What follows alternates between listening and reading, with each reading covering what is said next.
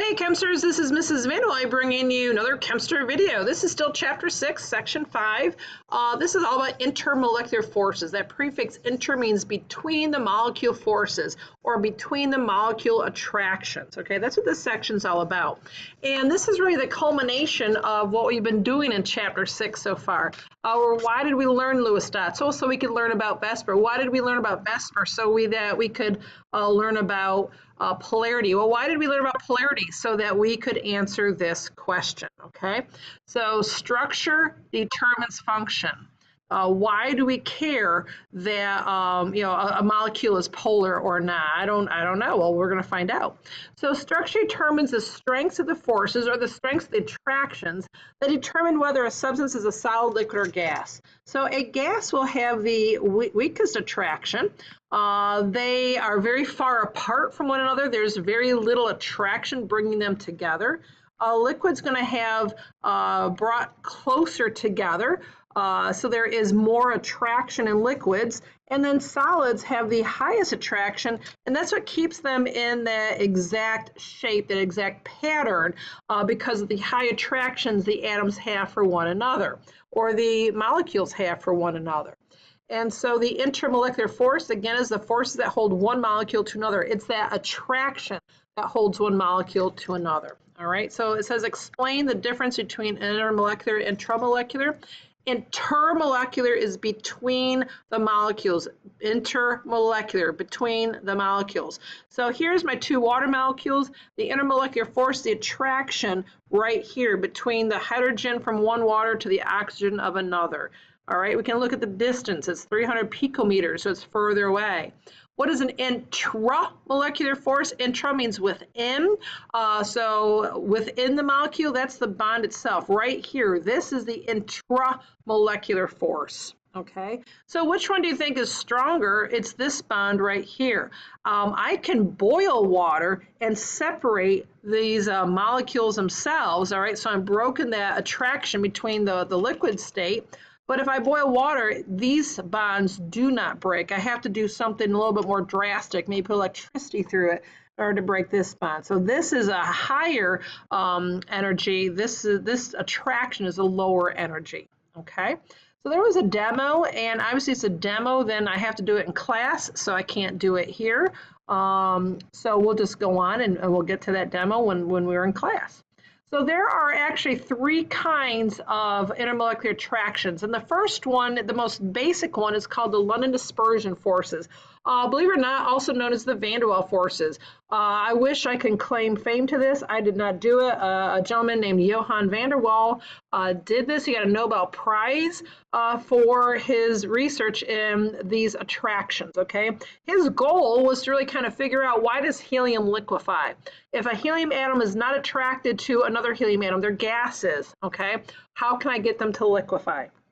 So what has happened, this is a result of the fluctuations in the electron distribution within molecules or atoms. And what the heck does that mean? Well, here, these are both helium, or all three of these are helium atoms, okay? How do I know that? 2 protons and 2 neutrons, that's a nucleus of helium, right? And they also have 2 electrons. And normally these electrons are not going to be like this. They're going to be like maybe a little more spread out. But notice how these electrons have been oriented. In this molecule, the electrons are on the left, none are on the right. And this one, the electrons are on the left, none are on the right. Here, none, or these are on the left, none are on the right. And what has that set up? So if I can get these helium molecules close enough to each other, the electrons could be like, coming and approaching each other. And there's a point where those electrons, in a sense, play chicken, where one is going to shift away from the other one. So apparently, they've already shifted, like the electron that was here is going to shift over, so it won't be repelled by these electrons right here. And if these electrons over here are away from the electrons over here, that leaves the nucleus wide open. In other words, this is going to be more of a partial positive charge over on the right-hand side, because the electrons that keep a helium atom neutrally balanced, okay, that it would be partially positive, lack of electrons. Over here is partially negative because I have more electrons. And so what's going to happen, there's going to be attraction between this helium nucleus and this helium's electrons, all right? So that was what's called the fluctuation. A fluctuation is that movement of electrons. So the electrons are now over on one side, leaving the other side kind of empty, kind of void, all right? And these are present in all molecules and atoms. Why? Because all atoms have electrons, and so that they can do this fluctuation. They can disperse. They can, move away from other electrons. Okay, and so what did Johann van der Waal then discover? Well, how do I get those helium molecules close enough so that the electrons can start this shifting? You have to lower the temperature. And well, if you recognize, if you lower the temperature of a gas, it will eventually liquefy. But this one is super low, almost absolute zero, where you finally get liquid helium. But you can do it, okay? So again, it says an instantaneous dipole for any one helium atom induces the instantaneous dipole on neighboring atoms, all right? So it's like a chain effect. So once you've had this void, then the electrons are going to come over, leaving this a void, those electrons are going to come over. So it's a domino effect, all right? Once you've got that first one going, then the rest will start following suit. Let's go ahead and see what the next page is all about. All right, so we started off this whole unit saying structure determines function. So why do I care if a molecule is like polar, nonpolar, the structure, that kind of thing? Well, this is a property then of having these London dispersion forces. We can talk about boiling point and evaporation. It says the greater the dispersion force, the more energy required to separate the forces. So boiling point increases, all right? So let's look at this chart over here, all right? Do you notice what's going on? Oops, hang on. Boop, boop. All right, let's scroll down a little bit more there. All right, so here's this chart, boiling points of noble gases. So what's happening? Helium has a boiling point of 4.2. That's almost absolute zero. Neon, not much better, 27. All right, as we're going up, xenon actually isn't that far off of, it's more readily available to get liquid xenon because its boiling point is 165 Kelvin. It's still pretty cold. But it's certainly doable in like laboratories or something. Only special places can you get this cold down here. But what is the trend? Well, as you go down the family here, the molar mass goes up and the boiling point goes up, all right? So what's the trend? Xenon has a greater boiling point, okay? It has a greater molar mass, the higher the boiling point. Isn't that what you're seeing here? Now the question is why? Why is that? Well, let's look at this. Xenon has a greater molar mass, therefore it's going to have more electrons. Why? Because what's made up the mass? You have protons, neutrons, and electrons. So the greater the mass, the more electrons you have. Therefore, you have greater polarizability. What the heck is that? Well, let's look at the prior page again. Polarizability is this fluctuation of electrons, okay? So when these electrons scooted over here, that's that polarizability. Well, if I have more electrons scooching over, this is going to be a greater partial negative charge, making this a greater partial positive charge. So it's like having those magnets being a little bit more, stronger magnets, okay? If I have more electrons, I'm going to have a greater partial negative and a greater partial positive, making greater attraction. So let's go back to the other page again. All right, so if it has greater polarizability, it has greater attraction. If it has greater attraction, it takes more energy to separate. Like separating strong magnets is going to take more energy to do that. So if it takes more energy to separate, you're going to have a higher boiling point. Okay, so what is it that I really want you to know right now is the higher the molar mass, the greater the boiling point. All right, do you have to really give me this explanation as to why? No, but if you take AP, you will. All right, so you've heard it here first. All right, so does boiling point depend only on molar mass? The answer is no. All right, so there's more to the structure that will, depend on this attraction. So let's consider these two carbon compounds. They both are C5H12. Both have the same molar mass because they're the same elements. Okay, but look at this. The straight chain. That's what the little n stands for. It means straight chain or normal pentane. Has a boiling point of 36.1. This neopentane, or it's branched. It's like 3 carbons across, one on top, one on the bottom. all right, those branches lower the boiling point, all right? So we can say neopentane has a lower boiling point. I can look at the numbers and say, yeah, it does, all right?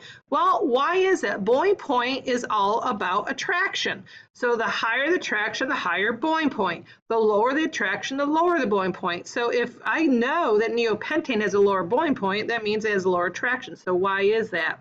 Well, neopentane has more branches, meaning it's less linear. More branches lowers the attraction. Why? They can't get close together with branches sticking out. All right. So if you think of putting together a branch pile in the fall, you know, when the trees are losing their leaves and some branches or whatever, all right, the more branches, the harder it is to pack it down into a nice compact pile. All right. The fewer the branches, the easier to do that. So more branches lowers the attraction. Less attraction between the molecules, so it takes less energy to separate the molecules, so you have a lower boiling point. Okay, so that's kind of important too. So let's look at problem number 3. So which halogen will have the highest boiling point and why? Why don't you pause this, look at your periodic table, and come up with your answer. So go ahead and pause this.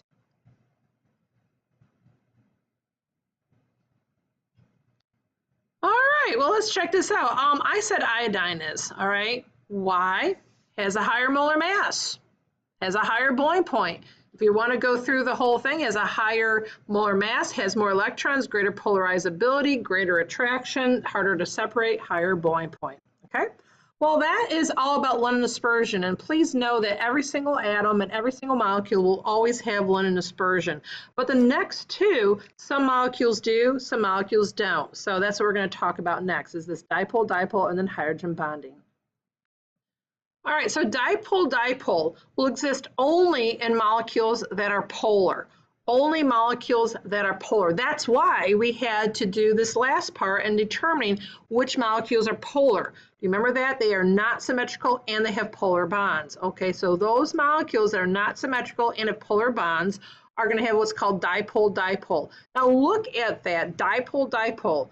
Well, I said the same word twice, all right? Why is that? Well, because one molecule has 2 poles, dipole, and the other molecule has 2 poles. So when you say the word dipole-dipole, think of you have 2 molecules, all right, each with 2 poles, all right? So it's polar molecules having positive, partial negative regions attracting each other. So right here, this intermolecular attraction, this oxygen here, that's the red molecule, is partially negative. Why is that? Because it's highly electronegative. Remember, it has a 3.5 electronegativity value. And so this region behind it is your partial positive. It's attracted to the region that's partial positive, and your oxygen over here will be attracted to another region, okay? And that's your 2-propanone. So I said, draw the structural diagram. Okay, let's do that. So if you take organic chemistry, you will know how to do 2-propanone, but for right now, just, go with this. I left off all my H's. I left off my lone pair of electrons because, I really don't need them for this, okay? They're there. You can see them over here. Those whites are the hydrogens. But for what we need to know, I'm just leaving them off, otherwise it got too cumbersome, all right? And so what do I know? Just take a look at this. Is this symmetrical or not? It is not, all right? It's not equal on both sides. I don't have an oxygen on both sides of the carbon or anything like that. Do you see a highly electronegative element? Yes, I do. That's oxygen. So this molecule is polar. And so the highly electronegative region of oxygen is partially negative, and the region behind it is your partial positive. So it can attract other 2-propanone molecules like is showing on here, okay? So again, any molecule that is polar will have both London dispersion and dipole-dipole. However, dipole-dipole is stronger than a London dispersion. Now, if you want to talk about like a huge nonpolar molecule that has lots of electrons versus a very small polar molecule, all right, it's going to get a little bit iffy there. But generally, if you have the same molar mass between a nonpolar and a polar molecule, the dipole-dipole will change its properties. It will have a higher boiling point and everything we've talked about before. I am running out of time because I have about 15 minutes per episode. So I'm going to quit here. Don't wait to be great, but come right back and see part 2. All right, see you shortly. Bye-bye.